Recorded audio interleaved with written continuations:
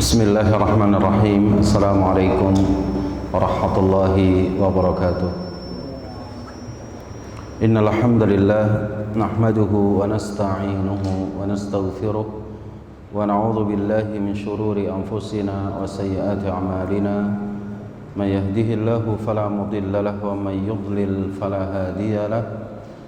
Asyhadu an la ilaha illallah wahdahu la syarika lahu wa asyhadu anna Muhammadan abduhu wa rasuluh. Allahumma salli wa sallim wa barik ala nabiyyina Muhammadin wa ala alihi wa sahbihi ajma'in. Ya ayyuhalladzina amanu taqullaha haqqa tuqatih wa la tamutunna illa wa antum muslimun. Ya ayyuhan nasu taqu rabbakumul ladzi khalaqakum min nafsin wahidah wa khalaqa minha zawjaha wa batha minhuma rijalan katsiran wa nisaa'a. Wattaqullaha alladzi tasaaluna bihi wal arham innallaha kana 'alaikum raqiba. Ya ayyuhalladzina amanu taqullaha wa qulu qawlan sadida yuslih lakum a'malakum wa yaghfir lakum dhunubakum wa may yuti'illaha wa rasulahu faqad faza fawzan 'azima. Amma ba'd. Fa inna asdaqal haditsi kitabullah wa khairal hadyi hadyu Muhammadin sallallahu alaihi wasallam. Wa syarrul umuri muhdatsatuha wa kullu muhdatsatin bid'ah wa kullu bid'atin dhalalah wa kullu dhalalatin finnar. Ikhwatul iman wal akhwat, al asatidah wal ustadzat, a'azzani Allah wa iyyakum. Alhamdulillah, kita panjatkan puji dan syukur kita kehadirat Allah Jalla wa Ala di kesempatan malam hari ini yang merupakan kajian perdana kita setelah libur beberapa waktu karena beberapa pertimbangan yang ada, dan insyaallah tabaraka wa taala seraya terus kita memanjatkan doa dan juga keselamatan kepada Allah Subhanahu wa taala dari musibah, dari bencana yang apabila itu terjadi, itu semuanya atas kehendak Allah Subhanahu wa taala. Insyaallah pembahasan kita selama para santri kita belum hadir ke kampus kita atau ke pesantren ini, maka kajian kitab yaitu Al-Bahrur Ra'iq fi Zuhdi war Raqa'iq karya Dr. Ahmad Farid hafizahullah tabaraka wa ta'ala akan kita bahas. Dan nanti pada saat santri datang, kitab ini akan dibahas dengan ada waktunya tersendiri, dan kajian para santri dari tafsir Al-Muyassar dan juga Riyadhus Shalihin itu tetap akan kita lanjutkan, termasuk dari At-Tibyan fi Adab Hamalatil Quran. Dan pembahasan Al-Bahrur Ra'iq fi Zuhdi wa Raqa'iq ini adalah pembahasan yang juga di dalamnya terkait dengan tazkiyatun nufus, pensucian jiwa kita, serta juga di dalamnya berkenaan dengan al-manhaj dan juga masalah akidah tentunya digabungkan dalam pembahasan Al-Bahrur Ra'iq fi Zuhdi wa Raqa'iq ini. Berkaitan dengan pembahasan zuhud dan juga ar-raqa'iq. Zuhud ini adalah satu akhlak yang mulia, yang baik, yang merupakan wasiat dari Rasul sallallahu alaihi wasallam untuk mendatangkan cinta Allah dan juga cinta manusia kepada kita. Karena Rasul sallallahu alaihi wasallam mengatakan, izhad fid dunya yuhibbukallah. Zuhudlah kamu kepada dunia, Allah akan mencintaimu. Wazhad fima indan nas yuhibbukan nas. Ya, berzuhudlah terhadap apa yang ada di tangan manusia, maka manusia akan mencintainya. Jadi permasalahan zuhud ini adalah masalah yang sangat penting. Hanya saja terkadang dalam masalah zuhud ini banyak orang salah memahami. Dikiranya bahwa zuhud itu tidak boleh berpakaian bagus. Zuhud itu tidak boleh makan makanan enak. Zuhud itu tidak boleh punya kendaraan. zuhud tidak boleh punya rumah misalkan. Ya, zuhud tidak boleh punya sawah, zuhud tidak boleh punya ini. Ini adalah pemahaman yang keliru terhadap makna zuhud. Karena hakikat daripada makna zuhud itu adalah tidak memberikan hati kita kepada dunia. Zuhud itu tidak memberikan hati kita itu kepada dunia. Hati kita itu tetap untuk akhirat. Sedangkan dunia itu ada pada tangan kita. Itu zuhud namanya. Rasulullah SAW pun adalah orang yang paling zuhud di antara manusia. Di antara sekian banyak para sahabat, Rasulullah itu orang yang paling zuhud, min azhadin nas. Pun demikian Rasulullah SAW punya pakaian yang bagus. Rasulullah bahkan punya al-qaswa. Al-qaswa itu kendaraan unta yang sangat mahal harganya, yang beliau kendarai ketika akan menemui para petinggi-petinggi dari kabilah Quraisy. Ya.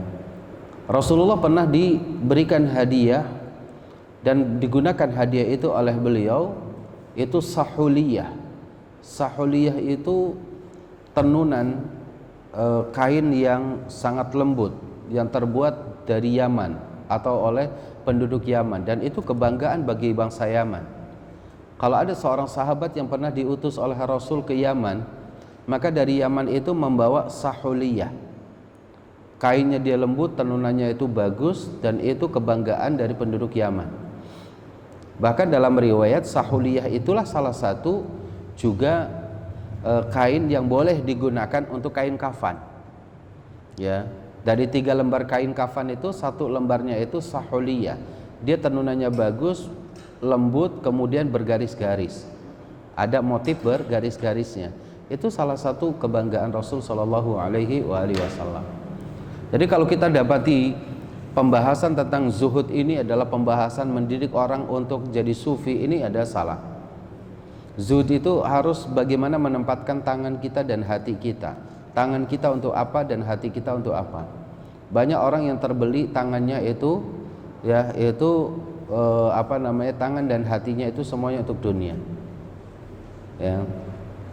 Sahabat Abu Bakar As-Siddiq radhiyallahu anhu pun hingga saat ini dalam sejarah Islam paling tidak manusia yang paling zuhud setelah Rasul sallallahu alaihi wasallam. Tapi Abu Bakar juga orang yang paling kaya, yang dia tidak menempatkan kekayaannya itu dalam hatinya, cukup pada tangannya. Yang dia cintai adalah akhirat. Begitu juga para sahabat yang lainnya. Untuk itu, bahwa pembahasan mengenai masalah zuhud ini masalah yang sangat penting, termasuk masalah ar-raqaiq. Bagaimana melembutkan hati. Ini permasalahan yang sangat penting lagi. Karena hati ini kalau tidak dilatih untuk lembut, hati kita ini kan kasar, bahkan lebih kasar dari batu, ya kan? Summa qasat qulubukum min ba'di, ya, summa qasat qulubukum. Kemudian hati kalian itu akan mengeras. Bahkan di dalam Al-Qur'an itu asyaddu minal hijarah, lebih keras daripada batu. Batu itu punya 3 keadaan dijelaskan. Ketika dia terkena air, batu itu bisa pecah, lalu kemudian dia bisa mengalirkan air yang dari tempat lain menuju ke tempat lain. Batu itu juga itu terkadang tempat ya antara satu batu dengan batu yang lain itu bisa mengalirkan air, menumbuhkan tumbuhan dan yang lain-lainnya. Bahkan batu bisa jatuh dari atas ke bawah itu karena takutnya dia kepada Allah Subhanahu wa ta'ala. Tapi kalau hati kita ini sudah keras seperti membatu, bahkan asyaddu minal hijarah, lebih keras daripada batu, maka tidak ada jalan keimanan itu masuk ke dalam hatinya, dan tidak ada jalan kekufuran keluar dari hatinya. Pada saat itu hati manusia itu terkunci, dan ini adalah musibah terbesar yang dialami manusia selama dia di dunia. Dan itulah yang dikatakan kematian manusia di dunia sebelum mati yang sebenarnya adalah matinya hati dia. Untuk itu berkenaan dengan masalah ar-raqaiq, bagaimana upaya-upaya kita sebagai hamba Allah, sebagai umat Rasulullah untuk melembutkan hati kita itu penting. Sarana apa saja? Di poin yang pertama yang sudah kita bahas, ini sebenarnya kitab ini lanjutan kajian para asatid yang sebelumnya sudah kita bahas tentang masalah soal berkenaan dengan keikhlasan. Ini masalah yang sangat-sangat penting. Bahkan keikhlasan itu syarat utama diterimanya amal. Ya, ini sudah kita bahas, dan insyaallah taala pembahasan kita tidak perlu kita mengulang dari bab keikhlasan ini. Karena ikhlas itu mudah definisinya dipelajari, hanya butuh pengamalan kita. Melatih terus dan melatih agar kita ini ikhlas, tajridun niyyati wal qasdi lillahi tabaraka wa ta'ala. Yaitu memurnikan segala niat dan maksud dari setiap amal perbuatan kita itu hanya untuk mencari wajah Allah Jalla wa Ala. Itu ikhlas. Ya. Bahkan dalam riwayat yang lain bahwa ikhlas itu kita melupakan kebaikan-kebaikan yang pernah kita lakukan, dan yang diingat itu adalah kesalahan-kesalahan kita. Itu namanya ikhlas juga. Karena tidak ada definisi tentang keikhlasan antara satu ulama dengan ulama yang lain.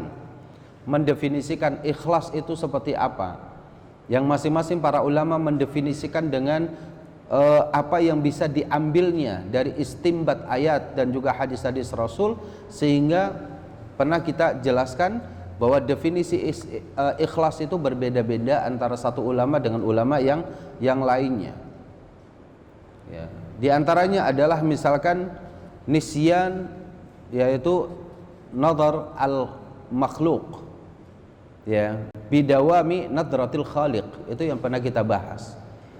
Melupakan pandangan manusia dan hanya ingin dilihat oleh Allah. Kan itu luar biasa definisi itu. Jadi kita sholat tidak mau dipandang oleh orang, tapi kita hanya ingin dilihat oleh Allah Azza wa Jalla. Itu juga ikhlas. Ya, dan ini sudah kita bahas. Bahkan di sini di halaman yang 13 dijadikan satu bab. Di halaman 13 itu al-ikhlas wa mutaba'atu sunnah syartani liqabulil amal. Ikhlas dan juga mutaba'atu sunnah, mengikuti sunnah, dua syarat diterimanya amal. Dan kita sudah mempelajari bab ikhlas. Di malam hari insyaallah tabaraka taala malam ini kita akan membahas di halaman yang ke-21 tentang mutaba'at as-sunnah.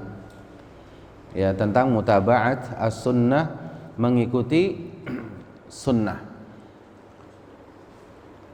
Di sini dikatakan bahwa qala ad-doktor Ahmad Farid hafizahullah muallif hadzal kitab hafizahullah tabaraka wa ta'ala wa mata'ahu bisihhati wal afiyah. Asy-syartu tsani liqabulil amali ay yakuna al-amalu mutabiqan li sunnati Nabi sallallahu alaihi wasallam. Syarat yang kedua untuk diterimanya amal itu, hendaknya amal itu sesuai dengan sunnah Nabi. Hendaknya amal itu harus sesuai dengan sunnah Rasulullah sallallahu alaihi wasallam. Li hadisi Aisyah radhiyallahu anha, berdasarkan hadis Aisyah radhiyallahu anha, qalat, beliau mengatakan, qala Rasulullah sallallahu alaihi wasallam, Rasulullah sallallahu alaihi wasallam bersabda, man ahdatsa fi amrina hadza ma laysa minhu fahuwa raddun. Ya, barang siapa yang mengada-ada fi amrina hadza, pada perkara kami ini, perkara agama. Karena Rasul sallallahu alaihi wasallam menyerahkan urusan dunia kepada manusia. Ya. Tapi perkara agama, kata Rasul, fi amrina hadza, yaitu fi umur al-akhirah. Ya, fi umuril akhirah, dalam perkara-perkara agama, di antaranya adalah apa? Perkara akhirat, fi umuriddin, perkara-perkara agama di sini.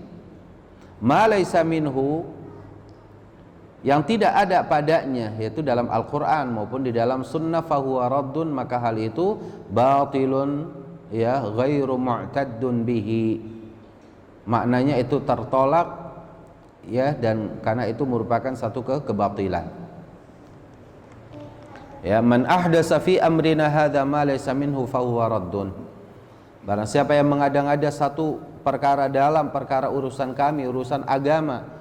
Karena Rasul sallallahu alaihi wasallam diutus dengan membawa agama ini, tapi ma laysa minhu, pada sesuatu yang bukan bagian daripada agama tersebut, tidak ada Al-Qur'annya, tidak ada sunnahnya, fahuwa raddun, maka hal itu tertolak. Wa fi riwayatin li Muslimin, dan dalam riwayat al-Imam Muslim, Rasulullah sallallahu alaihi wasallam mengatakan, man amila amalan laisa alaihi amruna fahuwa raddun. Barang siapa yang beramal suatu amalan yang tidak ada perintahnya dari kami, artinya Rasul tidak pernah memerintahkan, ya, Rasul sallallahu alaihi wasallam tidak pernah, ya, mengajarkan, maka fahuwa raddun, maka amalan itu tertolak. Apa kata beliau? Wa hadzal hadisu aslun 'azimun min usulil Islam. Ya, hadis ini merupakan apa? Pokok yang agung, prinsip yang sangat besar, min usulil Islam, dari prinsip-prinsip Islam.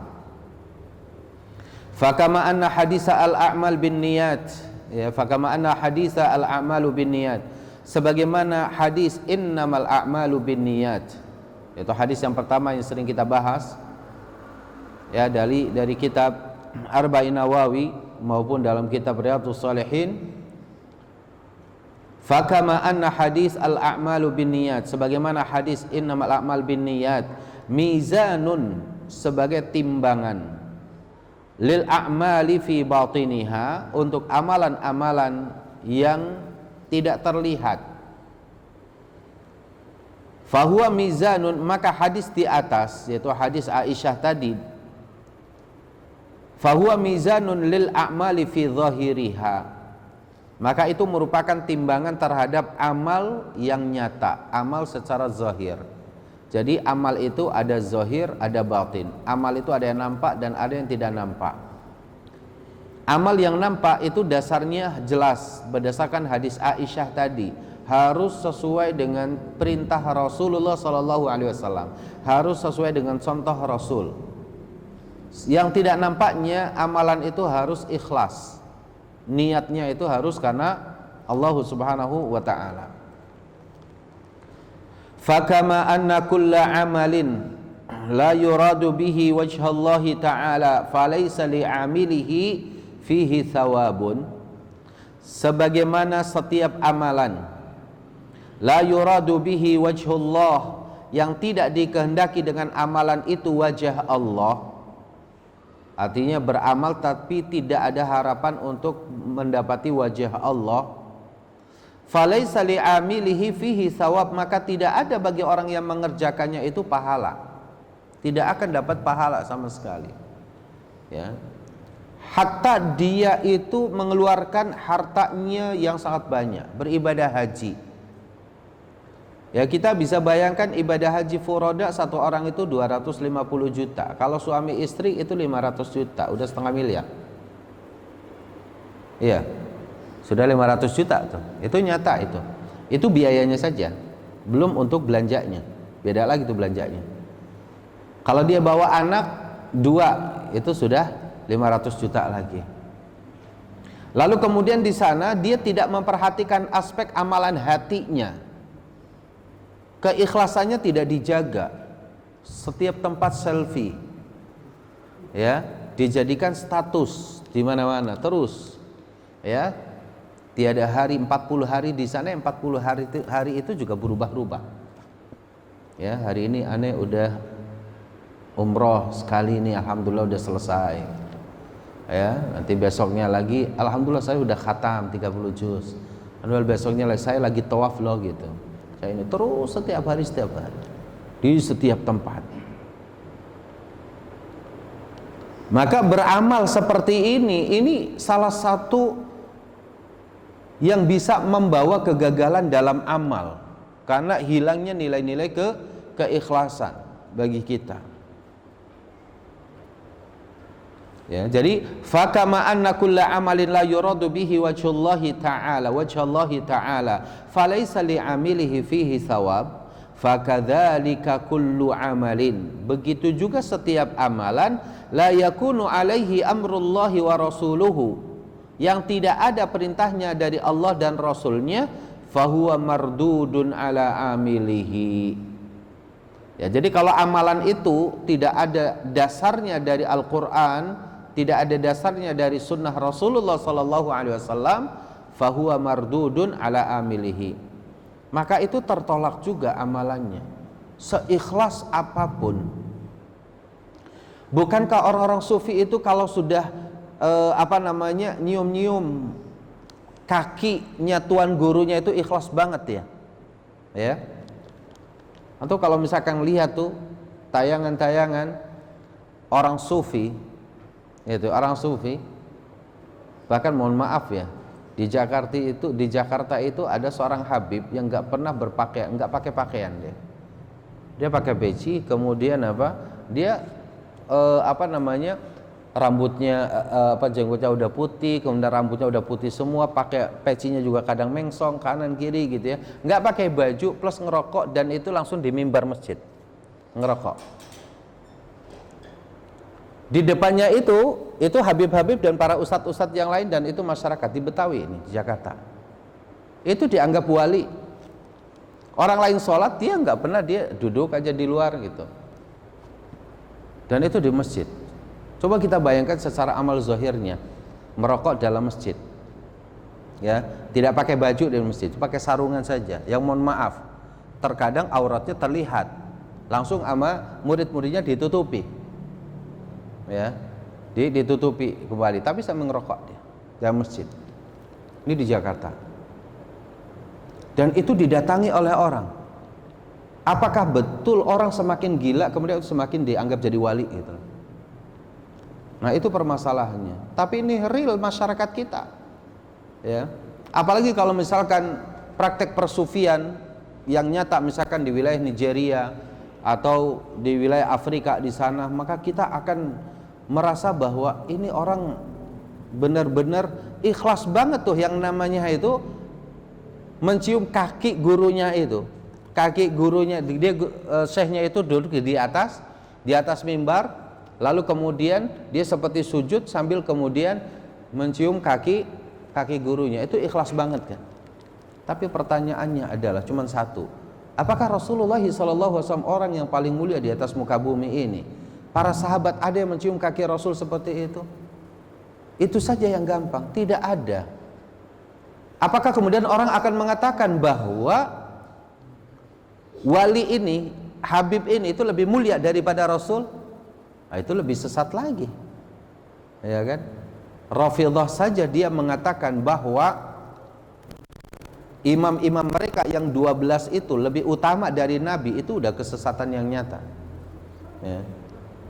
Dan itu bagaimana dengan keadaan orang-orang yang banyak di masyarakat kita, praktek-praktek sufi semakin aneh, semakin asing, semakin gila, itu dianggap kewaliannya semakin tinggi.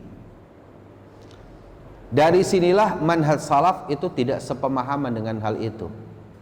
Manhaj salaf itu amal itu ada zahir, ada batin. Ada yang nyata, ada yang tidak nyata. Yang tidak nyata itu dasarnya ikhlas karena Allah Subhanahu wa taala. Ya. Yang nyata itu mau sehebat apapun amalannya, itu harus sesuai dengan contoh, ada perintahnya dari Al-Qur'an, ada perintahnya dari hadis Rasul, lalu para sahabat mencontohinya atau tidak. Itu saja. Jadi manhaj yang mudah untuk kita ikuti, yang untuk kita jalani, dan insya Allah tabaraka wa taala itu akan menyelamatkan kita. Maka di sini dikatakan, ya, fakadzalika kullu amalin la yakunu alaihi amrullahi wa rasuluhu fahuwa mardudun ala amilihi. Maka demikian pula setiap amalan yang tidak ada perintahnya dari Allah dan Rasulnya, maka itu tertolak atas orang yang melakukannya.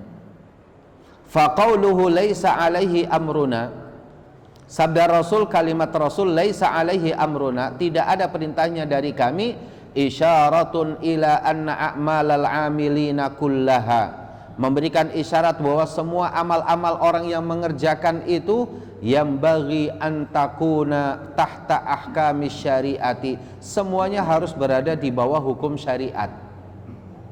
Ya, fatakunu ahkamu syariati hakimatan alaiha, maka hukum-hukum syariat itu harus menjadi hakim atas seluruh amalan-amalan yang ada, bi amriha wa nahyiha, baik perintahnya maupun larangannya. Apakah ada syariat memerintahkan, apakah ada syariat yang melarang? Itu setiap hari begitu cara kita mengamalkan, cara kita bermanhaj itu.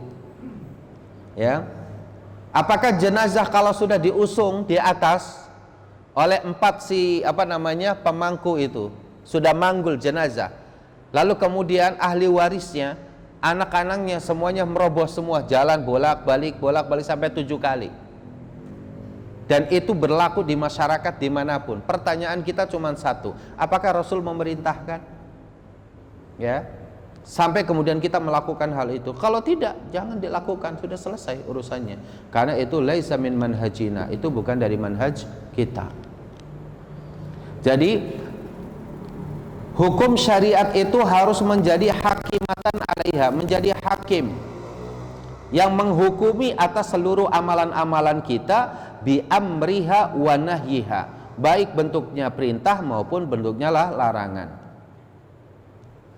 Maka kata beliau mengatakan di sini, faman kana amaluhu jariyan tahta ahkami syariati muwafiqan laha fahuwa maqbulun. Barang siapa yang amalnya itu berjalan di bawah hukum syariat, muwafiqan laha, sesuai dengan syariat, fahuwa maqbulun, maka amalannya itu diterima. Wa man kana kharijan an dzalik, kalau amalan itu keluar dari syariat, tidak sesuai dengan syariat, fahuwa mardudun, maka amalan itu pasti tertolak. Sebagian orang sekarang mengatakan, Ustadz, tidak perlu menghukumi kita dalam beramal. Masalah diterima atau tidak diterima itu urusan saya dengan Allah Jalla wa'ala. Bukankah kalimat itu adalah kalimat yang seakan-akan benar, tapi itu batil sebatil-batilnya kalimat. Kenapa saya katakan batil? Kalau kalimat itu kita tidak boleh mengoreksi amalan seseorang secara zahir, bukan secara batin. Secara zahir kita dilarang, maka dia akan menghapus seluruh ayat-ayat, baik hadis-hadis yang berkaitan dengan amar ma'ruf nahi mungkar. Dan itu sesatnya di situ. Ada orang sholat misalkan Allahu Akbar, gitu, putar-putar, ya kan? Kita katakan jangan begitu. Rasul tidak mencontohkan itu tidak akan diterima. Apa kata dia? Urusan diterima enggak diterima, urusan aneh sama Allah, Ustaz, bukan urusan ente. Kalimat itu betul? Enggak. Selama antum melakukan sholat seperti itu dan tidak ada contohnya dari Rasul dan juga para sahabat tidak mencontohkan hal itu, dan itu merupakan perkara yang itu mengganggu nama Islam itu sendiri, maka saya harus menetapkan amar ma'ruf nahi mungkarnya. Kenapa? Kalau itu dibiarkan, kalimat-kalimat itu akan bisa menyebabkan apa? Terhapusnya amar ma'ruf nahi mungkar.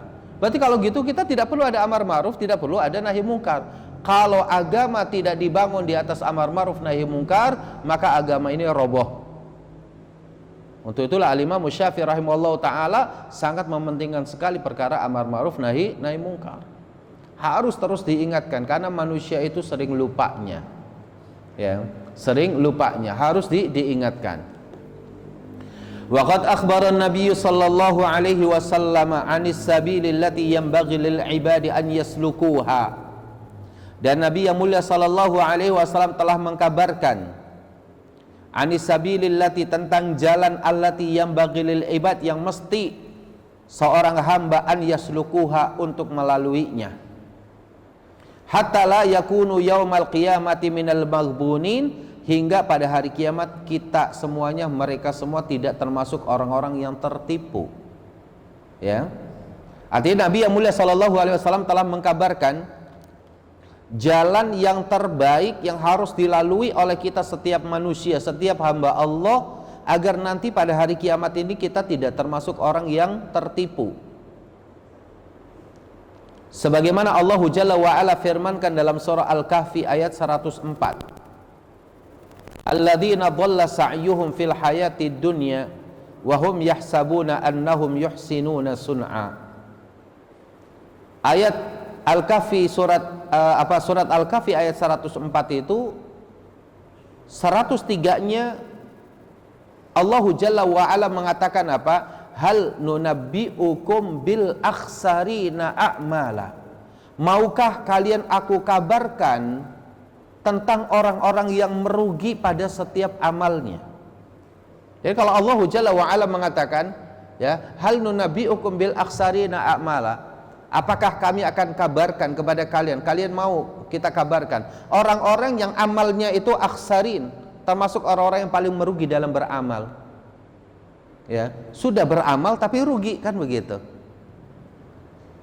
Kenapa mereka itu rugi dalam amalnya? Karena maghbunin, karena dia tertipu dengan amalnya.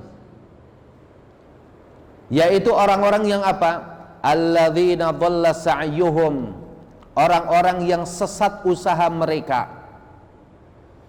Ya, dhalla sa'yuhum, usaha mereka itu sesat. Fil hayati dunya, dalam kehidupan dunia.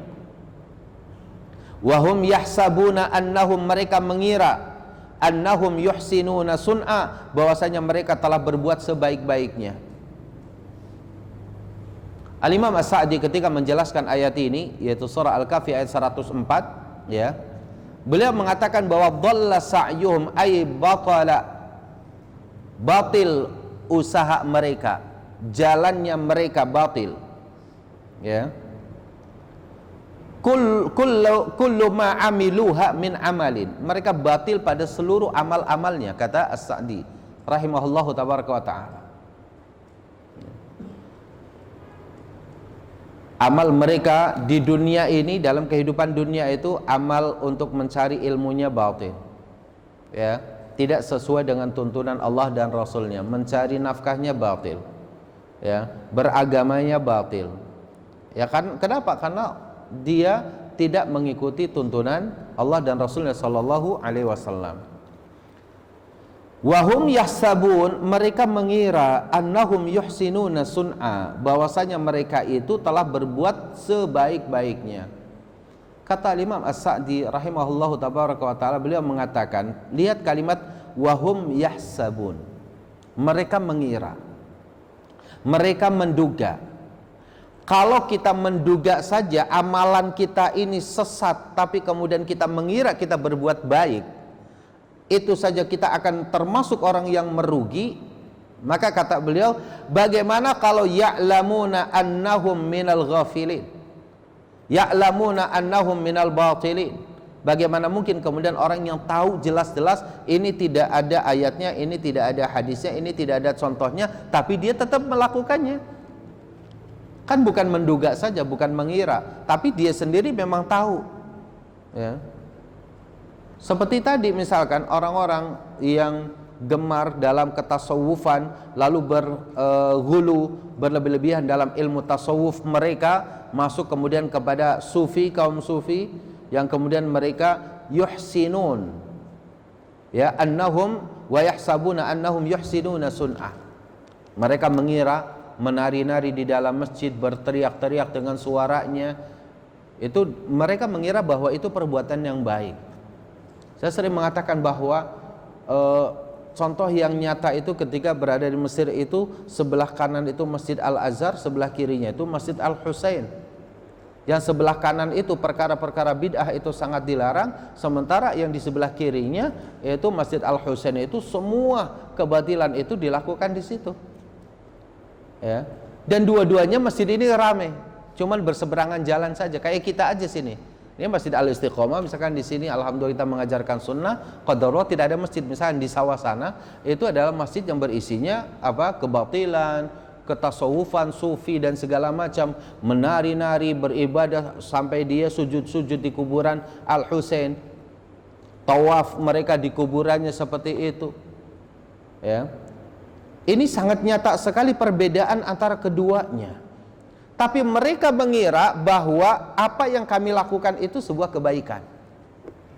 Itulah yang kata Allah Subhanahu wa taala, dhalla sa'yuhum. Apa yang mereka usahakan dari amal mereka itu sesat. Ya, tapi mereka tidak menyadarinya. Mereka menganggap diri mereka itu baik. Maka kalau kebaikan itu, kalau standarnya itu adalah akal manusia, itu tidak akan bisa dipertanggungjawabkan. Kalau kebaikan itu standarnya perasaan manusia, itu nggak bakalan bisa dipertanggungjawabkan.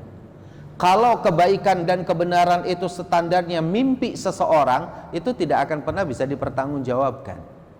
Seorang ustadz kondang, dia mengajarkan amalannya itu karena semalam dia baru mimpi.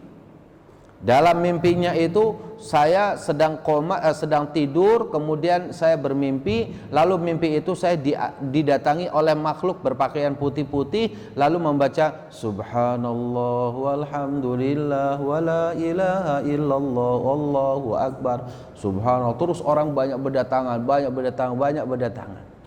Besoknya kemudian apa? Bangun subuh, dia umumkan kepada para jamaah, aku semalam bermimpi didatangi oleh makhluk yang berpakaian putih-putih. Saya mengira itu pasti kiriman Allah malaikat kepada saya. Maka kalian besok sholat di masjid ini pakainya putih-putih semua. Saya akan ajarkan kepada kalian bagaimana cara berzikir. Di masjid itu berhasil, pindah lagi masjid ini, pindah lagi masjid ini, pindah lagi masjid, sampai tingkat nasional. Teriak-teriak, lagi tawaf teriak-teriak dengan nada-nada itu, lagi sa'i dari sofa ke marwah teriak-teriak seperti itu. Pertanyaannya cuma satu, apakah para sahabat itu tidak ada yang hafal subhanallah walhamdulillah wala ilaha illallah wallahu akbar? Apakah para sahabat itu mereka suaranya itu enggak bagus sehingga tidak pantas untuk melantunkan kalimat subhanallah walhamdulillah wala ilaha illallah wallahu akbar? Saya kira kita sepakat ya, bahwa di dunia ini orang yang paling fasih dalam melafazkan kalimat-kalimat Arab itu adalah kabilah Quraisy, min afsahin nas. Orang yang paling fasih dalam mengungkapkan kalimat Arab itu adalah orang Quraisy. Tapi pun demikian para sahabat dari kabilah Quraisy tidak ada mencontohkan hal itu. Berarti kalimat itu tidak pernah diajarkan. Apalagi tawaf, sa'i, teriak-teriak. Padahal lalu yang dibawakan hadis yang umum. Kalau kita jelaskan kepada mereka, jangan pakai itu, jangan nada begitu, udah cukup begini. Itu melarang kami mengucapkan kalimat yang paling dicintai oleh Allah. Bukankah Rasulullah SAW bersabda, ahabul kalami ilallah subhanallah walhamdulillah wala ilaha illallah allahu akbar. Kalimatnya, hadisnya kemana? Ya kan? Kemudian mempraktekkan dalil itu kemana? Inilah bahwa hadis itu butuh penjelasan, ya, butuh contoh konkret. Para sahabat itu tahu betul kalimat yang paling dicintai oleh Allah itu subhanallah walhamdulillah wala ilaha illallah allahu akbar. Tapi para sahabat tidak melantunkan kalimat itu sebagaimana kita melantunkannya. Nanti kalau udah capek, muncul salah satu pimpinan mereka, takbir, Allahu Akbar, takbir, Allahu Akbar. Itu terdengar di demonstrasi juga kalimat itu, terdengar juga di depan Ka'bah, terdengar juga di sa'i. Jadi ini apa kalimat ini? Ya, sehingga ikhwatal iman a'azzani Allah, bahwa kita jangan sampai mengira bahwa amalan kita ini baik kalau kita tidak mau mencontoh Al-Quran, tidak mau berdasarkan Al-Quran dan hadis Rasul. Jangan pernah kita mengatakan hal itu baik. Inilah manhaj kita dalam beragama. Ini dasarnya adalah surah Al-Kahfi ayat 103 dan 104. Faqala sallallahu alaihi wasallam fi hadisil Irbad ibn Sariyah. Nah, Rasul sallallahu alaihi wasallam bersabda dalam hadis yang diriwayatkan sahabat yang mulia Al-Irbad bin Sariyah, fa innahu man ya'ish minkum fasayara ikhtilafan katsira. Maka sesungguhnya siapapun yang hidup di antara kalian, dalam riwayat yang lain min ba'di, ada yang hidup sepeninggalku, fasayara ikhtilafan katsira, maka ia akan mendapati perselisihan yang banyak. Dan saat inilah kita mendapati di mana Rasul sallallahu alaihi wasallam sudah 1000 tahun meninggalkan kita, maka apa? Kita melihat ikhtilafan katsira. Perpecahan di antara kaum muslimin, perbedaan di antara kaum muslimin, begitu banyaknya. Tapi Rasul sallallahu alaihi wasallam memberikan solusi, fa'alaikum bisunnati wa sunnatil khulafa'ir rasyidin al-mahdiyyin min ba'di. Yang pertama, hendaklah kalian semua wajib atas kalian berpegang teguh dengan sunnahku dan sunnah khulafaur rasyidin al-mahdiyyin, para khalifah yang lurus yang mendapatkan petunjuk dari Allah Jalla wa Ala, yang mereka akan menjadi khalifah sepeninggalku. Sunnahnya Khalifah Abu Bakar, Umar, Utsman, Ali, dan juga para sahabat yang lain yang mereka istiqamah di atas sunnahnya. Addu 'alaiha bin nawajidhi, ya gigitlah sunnah kita ini, ya yang telah Rasulullah sallallahu alaihi wasallam ajarkan dan juga para sahabat ajarkan kepada kita, bin nawajidh, artinya pegang teguh sungguh-sungguh. Ini kinayah, ya, kiasan bagi kita agar kita ini berpegang teguh dengan sunnah itu betul-betul, bukan hanya tren-trenan, ya, bukan karena trenan saja. Oh ini kayaknya trennya lagi begini maka begini gitu, ya. Ini nggak benar. Artinya bahwa berpegang teguh kepada sunnah Rasul itu hukumnya wajib. Mengikuti sunnah para khulafaur rasyidin hukumnya wajib. Ini solusi yang pertama. Solusi yang kedua, wa iyyakum wa muhdatsatil umur fa inna kulla bid'atin dhalalatun. Jauhi oleh kalian itu perkara-perkara yang diada-adakan dalam agama, karena setiap bid'ah itu merupakan kesesatan. Ya, setiap kebid'ahan itu merupakan kesesatan. Hadis ini ikhwatal iman, ya, fahada ikhbarun minhu sallallahu alaihi wasallam bima waqa'a fi ummatihi ba'dahu min kasratil ikhtilafi. Hadis ini memberikan kabar dari Rasul sallallahu alaihi wasallam terhadap apa yang terjadi pada umatnya sepeninggal beliau, min kasratil ikhtilaf, dari banyaknya perselisihan dan perpecahan pada umat ini. Perpecahan pada bidang apa? Perselisihan dan perpecahannya fi usuliddin wa furu'ihi. Ya, perpecahan dalam masalah usul yang pokok-pokok, dasar-dasar akidah kita, ya, berpecah belah di situ. Ahlus sunnah. Kenapa muncul istilah ahlus sunnah? Ya kan? Di dalam ayat Al-Quran, di mana kita diperintahkan untuk anittabi' millata Ibrahim sammakumul muslimin, kan gitu. Ikutilah milah Ibrahim, sebagaimana yang Allah namakan kalian semua itu adalah muslim. Rasul diperintahkan oleh Allah Jalla wa'ala untuk mengikuti apa yang telah dilalui oleh Nabiullah Ibrahim alaihissalam, dan Allah menamakan Nabi Ibrahim dan orang-orang para nabi sepeninggalnya sampai Nabi Muhammad sammakumul muslimin. Mereka dinamakan dengan muslimin. Kenapa kemudian sekarang muncul ada nama istilah ahlus sunnah? Pertanyaannya barangkali, ya, kita jawab dengan pertanyaan lagi. Kalau kita tinggal misalkan di suatu wilayah yang di sana kekufuran itu menjadi 99% misalkan, mayoritas. Di Eropa misalkan, orang yang tinggal di Eropa,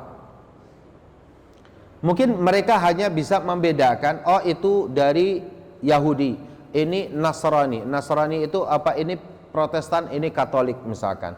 Kalaupun ada lagi ini Ortodoks misalkan, gitu ya. Itu kalau memang misalkan kita tinggal di Eropa.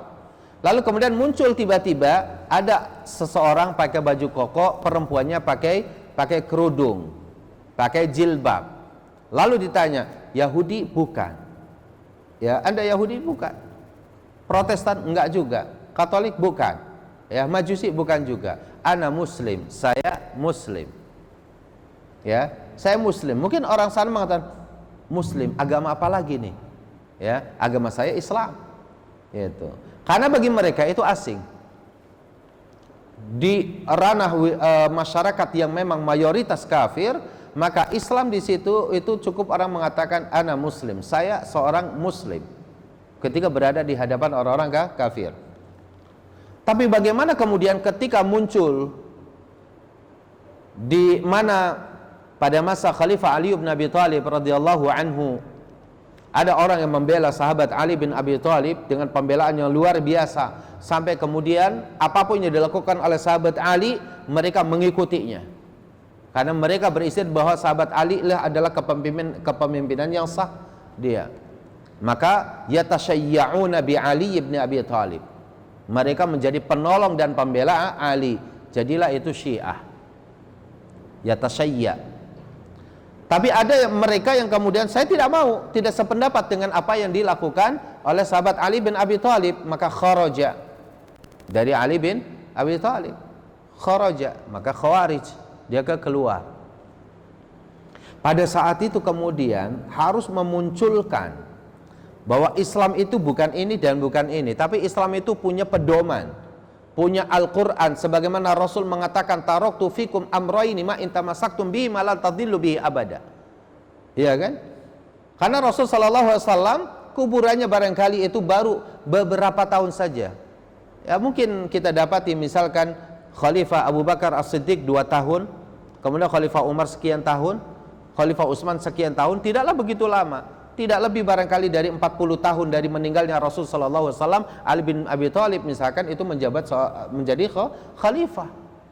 Artinya masih teringat betul bagaimana para sahabat itu melihat Rasulullah itu sholat, Rasulullah itu membaca Al-Quran, Rasulullah itu sedang berinteraksi dengan manusia, masih sangat teringat sekali di hadapan mereka.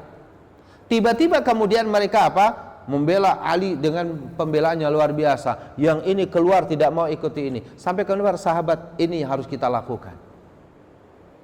Berpegang teguh kepada hadis yang Irbad bin Sariyah tadi.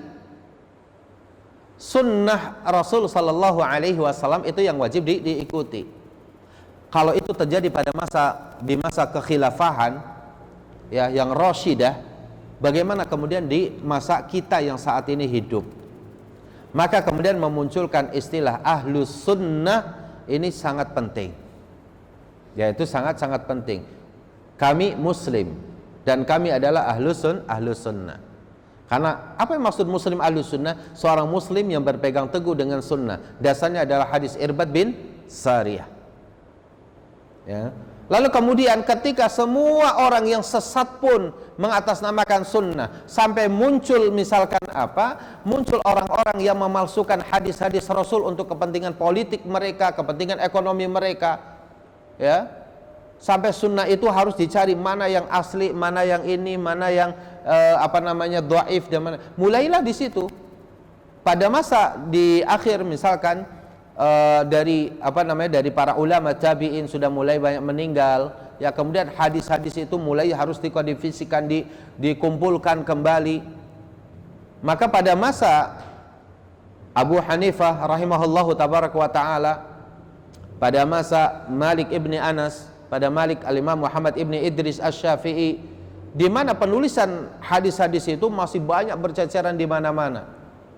Barulah kemudian pada masa Al-Imam Ahmad ibnu Hanbal mulai ya banyak dikumpulkan kembali, termasuk murid beliau yaitu Al-Imam Al-Bukhari, lalu dilanjutkan oleh Al-Imam Muslim dan lain-lainnya. Penulisan dicek kembali, ini sahih, ini semuanya dicek kembali. Barulah kemudian mana yang benar-benar hadis itu sahih, mana yang benar-benar hadis itu dhaif dan lainnya. Situ nanti kemudian muncul kenapa ada istilah al-jamaah. Ya. Al-jamaah. Maka kami ini muslim ahlus sunnah wal jamaah. Wal jamaah yang dimaksudkan adalah yang terus istiqamah di atas sunnah yang dipegang teguh dengan pemahaman para sahabat. Meskipun kita ini satu orang, bukankah setiap orang sekarang saat mengatakan saat kami di Kerawang cuma satu yang kenal sunnah, itu antum sudah berjamaah. Kenapa? Berjamaah itu dengan keistiqomahan kita di atas sunnah Rasul sallallahu alaihi wasallam itu. Meskipun kita sendiri di atas muka bumi ini. Itu namanya ahlus sunnah wal jamaah. Tapi tidak perlu misalkan ditambahkan kalau yang NU ahlus sunnah wal jamaah an-nahdhiyah, karena dia dari kalangan NU. Nanti yang Muhammadiyah ahlus sunnah wal jamaah al-Muhammadiyah misalkan. Itu nggak perlu gitu-gitu. Ahlus sunnah wal jamaah. Baik. Tapi kemudian muncul kembali semua orang itu ngaku ahlus sunnah wal jamaah. Kaum sufi pun ahlus sunnah wal jamaah. Yang mereka ngambil hadis-hadisnya itu hadis-hadis yang palsu pun itu mereka gunakan itu semuanya. Maka kemudian orang harus berpikir ini harus mengakar kepada manhaj yang benar, muncullah kemudian salaf. Ya, penyebutan bahwa kita wajib mengikuti salafus saleh. Dan seluruh para sahabat itu adalah salafus saleh. Ahlus sunnah wal jamaah sesuai pemahaman salafus saleh, pemahamannya para sahabat. Kalau ditanya lagi, kenapa kemudian kita harus mengikuti para sahabat? Jawabannya cuma satu, sahabat itu yang matanya melihat Rasul itu beribadah seperti apa. Sahabat itu mereka yang telinganya mendengar bagaimana Rasul berbicara apa. Ya, maka jelas para sahabat itu adalah orang yang sangat-sangat bisa dipertanggungjawabkan i'tiqadan, keyakinannya, atau aqidatan, wa ibadatan, wa akhlaqan, wa adaban, itu semuanya para sahabat. Akidahnya bisa dipertanggungjawabkan, ibadahnya bisa dipertanggungjawabkan, akhlaknya, adabnya, itu para sahabat. Sampai-sampai ada yang mengatakan sahabat itu seperti apa? Seperti bintang.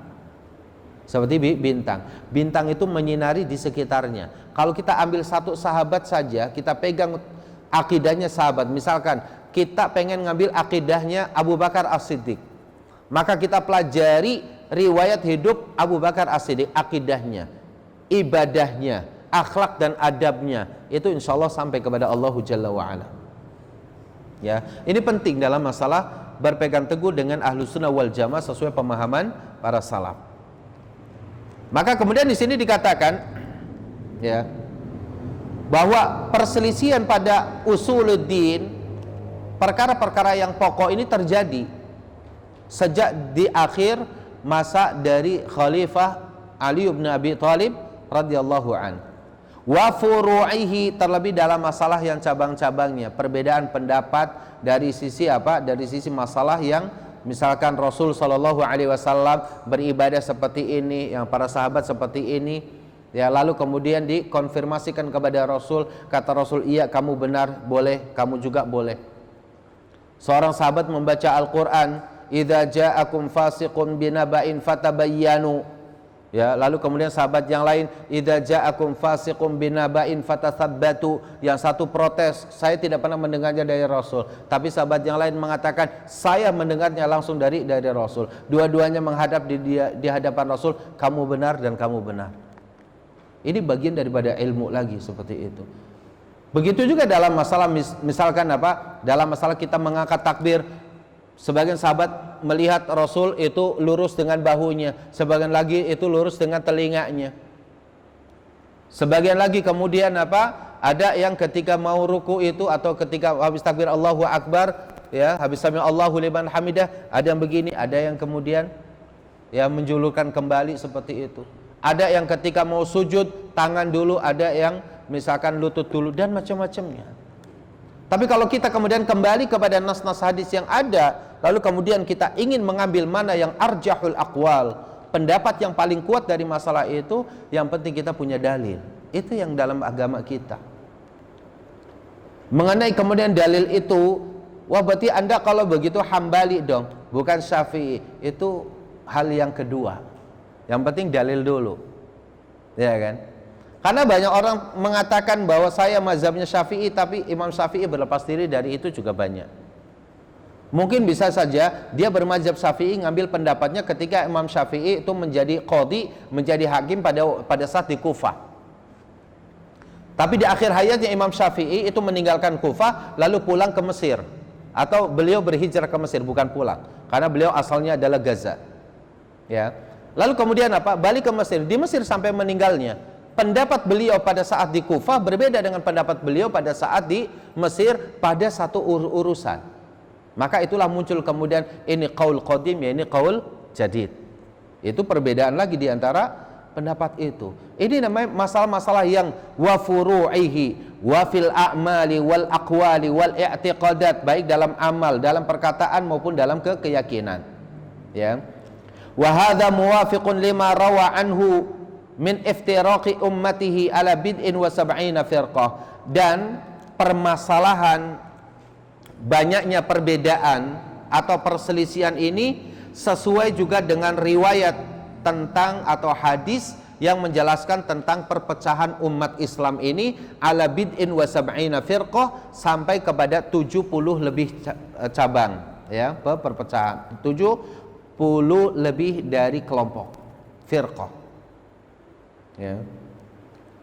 Bahkan di Indonesia saya sudah berapa kali mengatakan, di Indonesia itu yang ngaku muslim saja, ngaku muslim. Dulu kita agamanya 5. Islam, Hindu, Buddha, Kristen dan Kristen, Protestan dan Katolik. Itu 5. Di zaman Abdurrahman Wahid, ya Gus Dur menjadi presiden, ditambah 1 Konghucu. Itu masuk jadi 6. Tapi antum bisa masuk, ini apa yang saya sampaikan, bisa masuk ke LIPI penelitian Lembaga Ilmu Pengetahuan Indonesia itu di LIPI. Di situ tentang pencatatan agama yang ada di Indonesia itu lebih dari 150 agama di Indonesia. Jadi yang ngaku muslim aja itu terpecahnya udah begitu banyak gitu. Untung saja pemerintah itu tidak meloloskan semuanya mereka. Kalau semua mereka ada Islam A, ada Islam B, Islam C, Islam apa gitu, itu semuanya itu bisa puluhan. Ini di Indonesia. Dan itu hasil penelitian dari LIPI. Dan itu orang-orang yang memang pilihan kan di LIPI itu. Dia bekerja memang untuk meneliti. Dia datang, antum misalkan datang ke wilayah Ciampea di Bogor, antum masuklah ke saya sudah pernah nginep di Bogor itu, di wilayah Ciampea itu sampai di daerah perbukitan. Saya nginep 2 malam di sana itu, kita ngelihat perkembangan agama di situ. Masih ada yang satu ya, itu tidak mau menggunakan pakaian-pakaian yang kita pakai. Ya kan, kemudian makannya itu nggak mau pakai yang bersentuhan langsung dengan apa, dengan besi dan yang lainnya. Jadi untuk makan saja itu harus pakai apa, ditumbuk, itu tumbukannya itu pakai kayu ketemu kayu, lumpang bahasa kita itu lumpang, kalau di Jawa itu ditumbuk, nggak boleh ada besi. Itu sampai seperti itu. Makannya, lauknya itu harus dengan sayuran. Kalau mau lauk itu harus dengan ikan. Maka apa? Dia kalau ini itu diikat. Mandinya itu nggak boleh pakai timba, nggak pakai nimba. Mandinya di mana? Di kali dia. Itu di wilayah Ciampea bagian dalam tuh. Saya udah nginep 2 malam di sana. Itu. Apa ini? Tapi ketika ditanya apa itu agamanya? Ya kami Muslim. Terus sholatnya di mana? Ini sholatnya. Kami masuk ke dalam masjid. Itu semuanya pakai kayu semua. Itu jangankan azan begini pakai speaker, itu nggak ada. Gitu. Haram bagi dia speaker, ya itu nggak boleh lagi dia. Jangankan pakai ini, ya kan? Ini banyak di Indonesia yang seperti itu. Maka di sini iftiraqul ummah itu berdasarkan hadis bahwa sataftariqu ummati ala bid'in wa sab'in ala salatin wa sab'ina firqah. Ini benar adanya, bahwa umatku kata Rasul akan berpecah belah menjadi 73 golongan. Ini benar terjadi. Wa annaha kullaha finnari illa wahidah, semuanya itu terancam, kesesatannya itu terancam sampai dia dimasukkan ke dalam neraka, illa wahidah, kecuali 1. Yang 1 itu adalah apa? Wahiyya makana alaihi wa ashabuhu. 1 kelompok inilah yang akan diselamatkan oleh Allah, siapapun dia. Kita tidak akan pernah berbicara ormas yang dibuat di Indonesia, disahkan oleh undang-undang Indonesia, bukan itu bagian kita. Ya. NU itu atau Muhammadiyah itu baru berdiri tahun berapa? 1924. NU 1926. Bahkan sebelum NU Muhammadiyah itu sudah didirikan 1908, itu sudah ada 1911. Itu ada Syarikat Dagang Islam, ada SI Syarikat Islam di 1912-nya. Terus itu sudah ada semuanya. Ya. Jadi kalau kemudian kita ini harus mengacu kepada ormas-ormas yang ada dalam beragama, ini jelas di zaman, kalau misalnya orang Islam di Indonesia itu beragama harus dengan NU, harus dengan Muhammadiyah. Lalu kemudian Saudi beragama dengan apa? Ya, Mesir harus beragama dengan apa, kan gitu.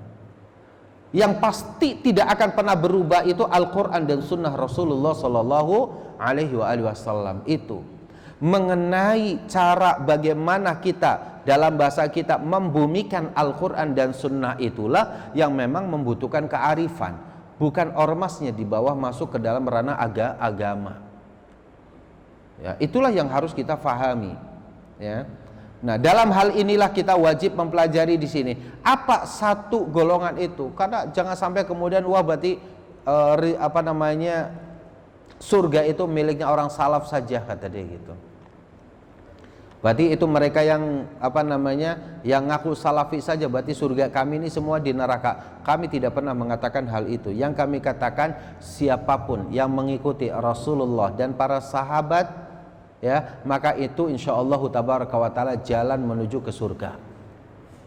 Itu yang harus kita paham. Fa fi hadzal hadisi amrun 'indal iftiraqi wal ikhtilafi. Pada hadis ini ada perintah pada saat terjadinya perpecahan dan perselisihan.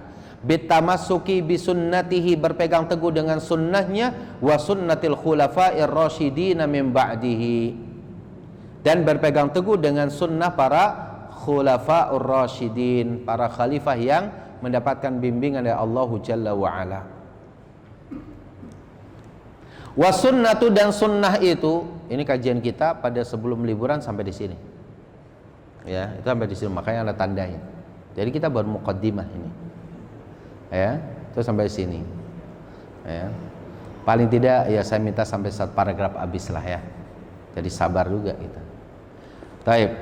Wa sunnatu, yang namanya sunnah itu adalah apa? Hiya at-tariqul maslukatu, jalan yang dilalui. Sunnah itu jalan yang dilalui oleh kita dalam beragama. Fayashmalu dzalika, jalan yang dilalui itu mencakup apa? At-tamassuku bima kana alaihi huwa wa khulafa'uhu ar-rasyidun, mencakup berpegang teguh apa yang telah dilalui oleh Rasulullah dan para khalifahnya. Itu jalan itulah yang harus kita lakukan. Itu namanya sunnah. Ya, itu namanya sunnah.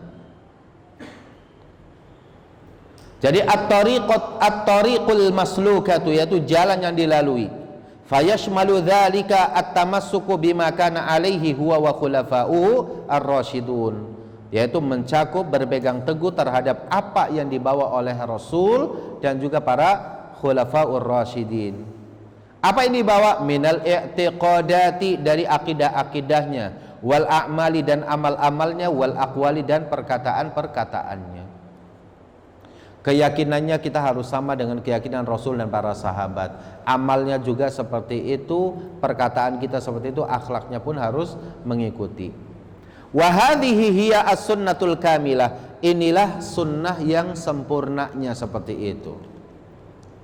Walihada kana salafu, untuk itulah para ulama salaf la yutliquna isma sunnati, mereka tidak mengartikan nama sunnah itu illa, kecuali ala ma yashmalu dzalika kullahu, kecuali segala sesuatu yang mencakup keyakinan, amalan, ibadah, akhlak, adab yang dilalui oleh Rasul dan juga para sahabat. Itu namanya sunnah.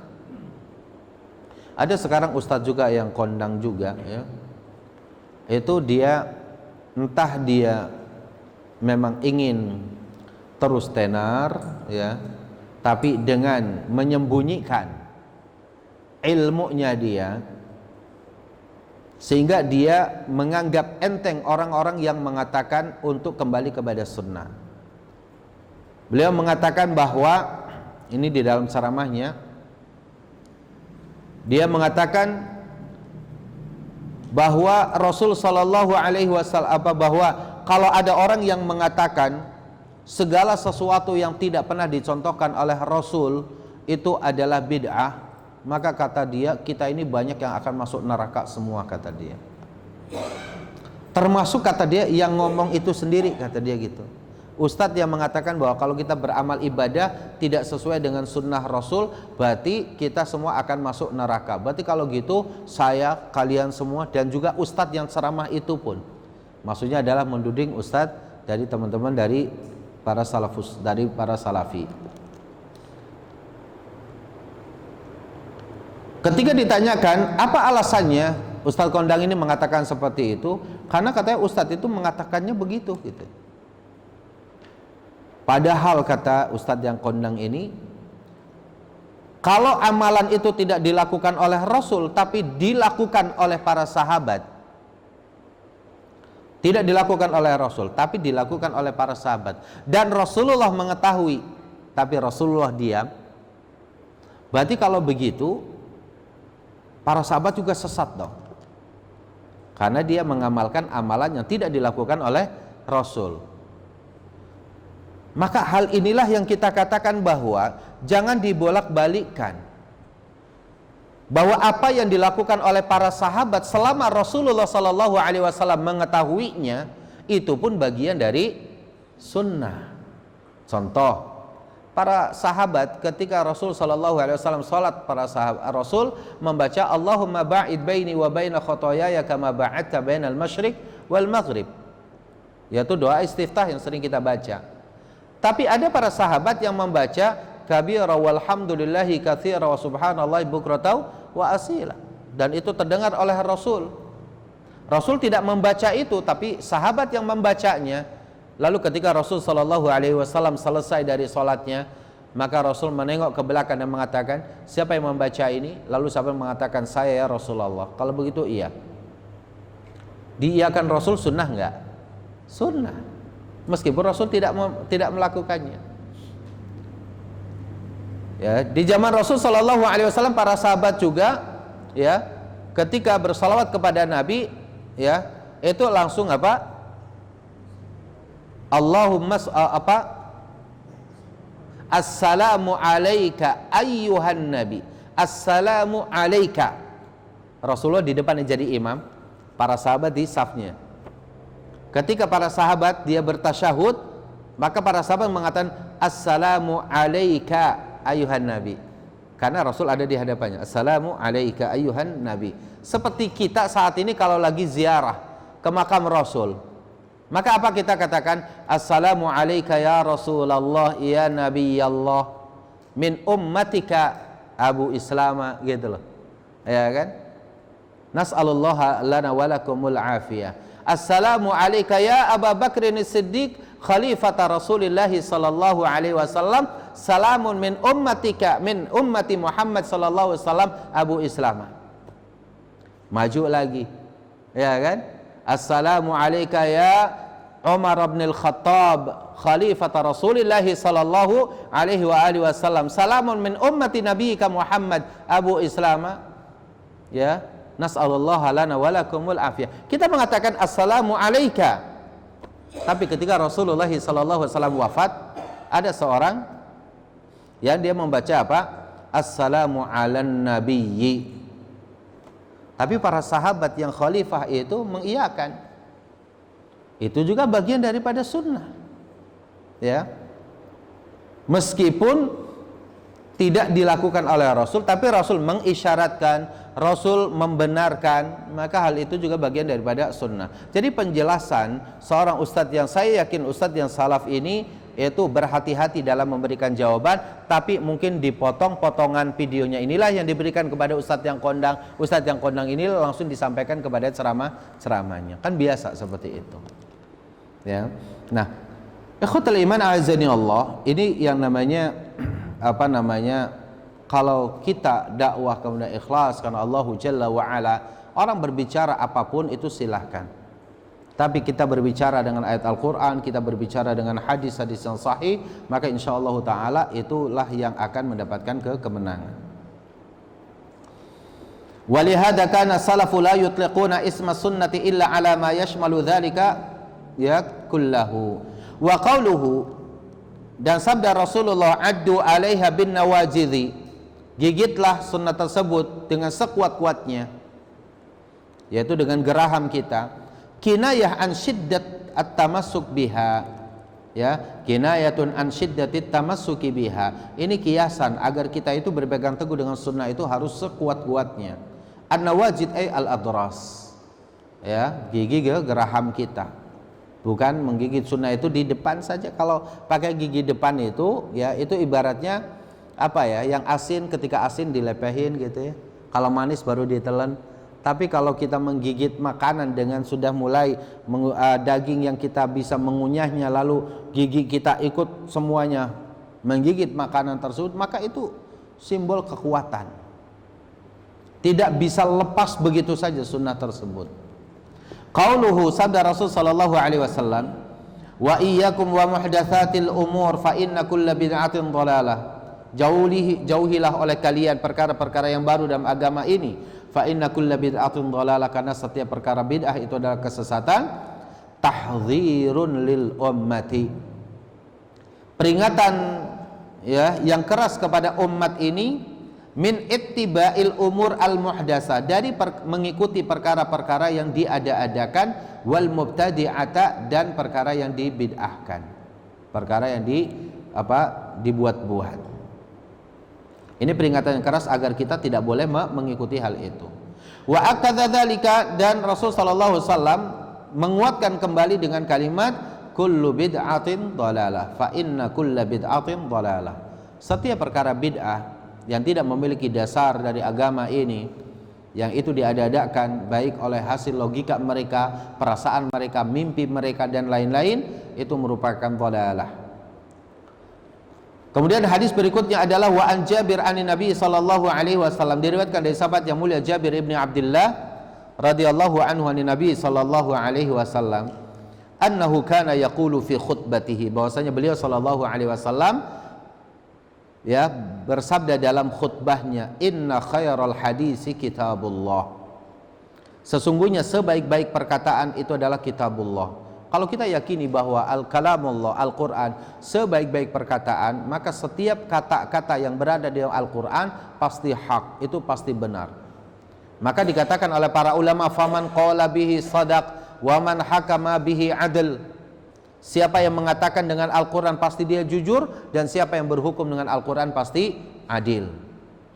Itulah Al-Quranul Karim sebagai khairal hadisi kitabullah, wa khairal huda huda Muhammadin sallallahu alaihi wasallam, dan sebaik-baik petunjuk adalah petunjuk Nabi kita Muhammad sallallahu alaihi wasallam. Sebaik-baik petunjuk artinya apa? Kita tidak perlu lagi membutuhkan petunjuk dalam beragama kecuali kita petunjuk Al-Quran. Ini yang disebut dengan hidayatul irsyad, hidayah petunjuk dalam bentuk bimbingan yang sangat baik, yang sangat bisa dipertanggungjawabkan, yang itu akan menyampaikan kita kepada surga Allah Subhanahu wa taala. Wa syarrul umuri muhdatsatuha, dan seburuk-buruk perkara adalah perkara agama yang diada-adakan, wa kullu bid'atin dhalalah, dan setiap perkara bid'ah itu merupakan kesesatan. Ya. Inilah para ikhwatul iman, a'azzanallahu wa iyyakum ajmain, bahwa di poin ini beberapa hal yang bisa kita ambil faedah insyaallah tabaraka wa taala mengawali kajian kita di malam hari ini. Ya, masih mimbab al-muqaddimah, ya, ini dari pemanasan kajian sehingga barangkali sampai jam 9, tapi besok bisa aja sampai jam 11 atau 12, itu nggak ada masalah gitu ya. Itu ini mimbab muqaddimah saja, karena ya ini baru cuma beberapa baris coba kita, yang tadi kan mengulang aja. Takutnya yang ini kita ikhlas sudah dibahas, dan ini mutaba'atus sunnah insyaallah perkara yang sangat penting. Dan sekali lagi bahwa apa yang kita baca ini mestinya nanti, karena ini para majelisnya para asatid, enaknya itu ustadz ada yang baca kemudian jelasin, baru kalau apa namanya perlu kita diskusikan. Nah itu sebenarnya yang enaknya. Ya bisa aja besok Ustadz Dede yang baca gitu kan, terus nanti jadi apa hidup suasananya ya. Ustadz Ibrahim baca nanti dan jelasin sama teman-teman, bagi-bagi ya, karena ini memang muqaddimah, jadi tidak ada soal dan jawab ya. Nanti tanya jawabnya bisa besok malam atau apa insyaallah taala, jika memang ada hal yang ingin disoal jawabkan. Kajian ini rencananya setiap apa Ustaz? Setiap hari Selasa dan Jumat ya, kecuali Selasa dan Jumat. Semoga kajian kita ini bermanfaat, dan untuk malam selain kitab Tauhid, maka kitab Al-Bahrul Ra'iq ini kita bahas insyaallah taala ya. Demikian bisa saya sampaikan. Aku qouli hadza wa astaghfirullah li wa lakum. Subhanakallahumma bihamdik asyhadu an la ilaha illa anta astaghfiruka wa atubu ilaik. Assalamualaikum warahmatullahi wabarakatuh.